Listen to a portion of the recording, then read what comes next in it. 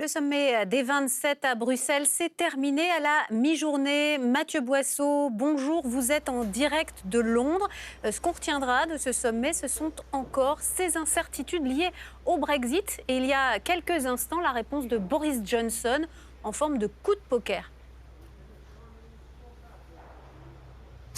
Ah oui, une réponse cinglante de la part du Premier ministre britannique. Il s'est exprimé il y a moins d'une heure à la télévision. Je le cite, puisque l'Union européenne refuse de négocier, on doit se préparer à une solution à l'australienne. C'est l'expression utilisée ici à Londres pour évoquer un no deal, c'est-à-dire un Brexit sans accord, un Brexit dur, avec des droits de douane très élevés fixés par l'Organisation mondiale du commerce.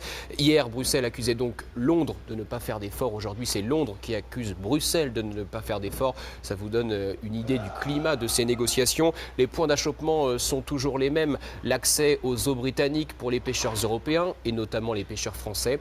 Et puis les règles de la concurrence. En clair, le Royaume-Uni pourra-t-il subventionner ses entreprises, ses industries après le Brexit et les rendre donc bien plus compétitives que ses rivales européennes? Selon Boris Johnson, pour l'instant, les propositions européennes sont inacceptables pour un pays indépendant comme le nôtre. C'est encore l'une de ces citations tirées de son interview d'il y a moins d'une heure. Il ne claque pas pour autant la porte des négociations. Nous sommes toujours prêts, dit-il, à négocier, mais seulement si l'Union européenne change fondamentalement d'approche. Le contact n'est pas rompu donc, mais il y a encore du travail. Et d'ailleurs, les négociateurs européens arrivent lundi à Londres pour intensifier les discussions.